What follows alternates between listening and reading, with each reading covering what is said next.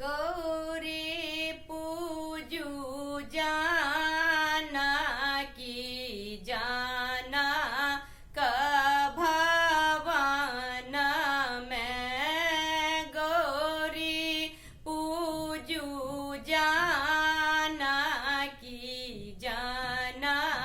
का भवन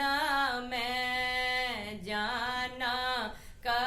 भवन में श्री राम जी के संग में जाना का भवन में श्री राम जी के संग में गौरी पूजू जाना की जाना का भवन में आसन लिया झट दय सिंहासन लिया छन में आसन लिया झट दय सिंहासन लिया छन में गौरी पूजू जाना की जाना का भवन में पिता के भवन में पिया जी के संग में पिता के भवन में पिया जी के संग में गौरी पूजू जाना की जाना का भवन में जल लिया झट दाये फूल लिया छन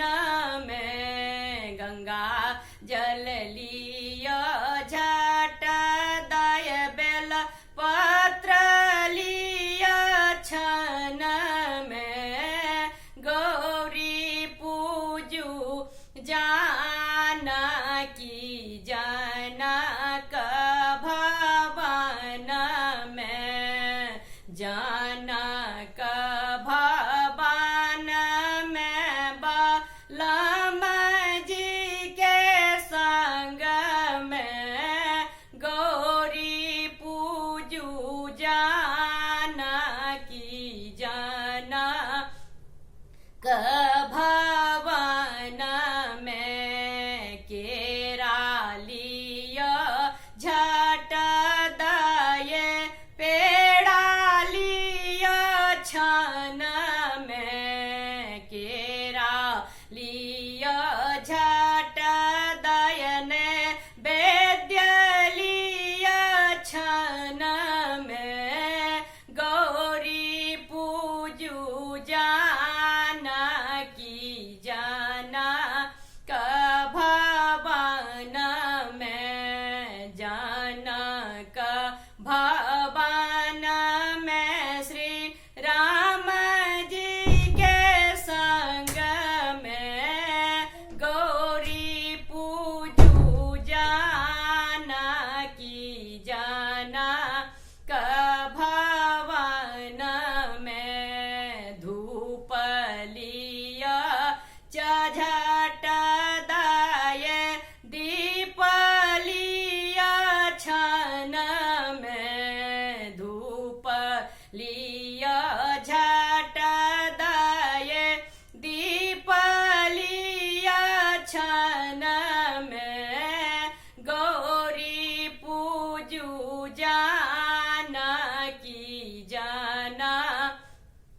का भवन में जाना का भवन में श्री राम जी के संग में गौरी पूजू जाना की जाना का भवन में सिंदूर लिया झट दकू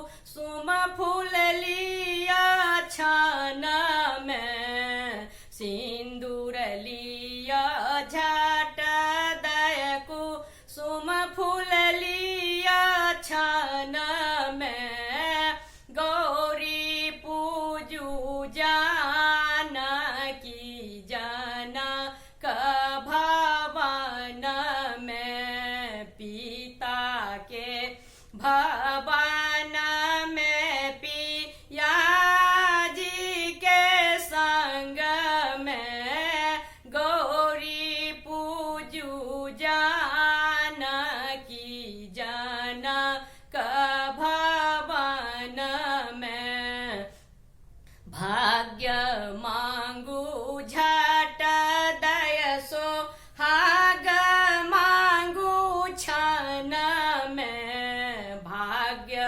मांगू झट दय सोहाग मांगू छन में गौरी पूजू जानकी पिता के भवन में पिता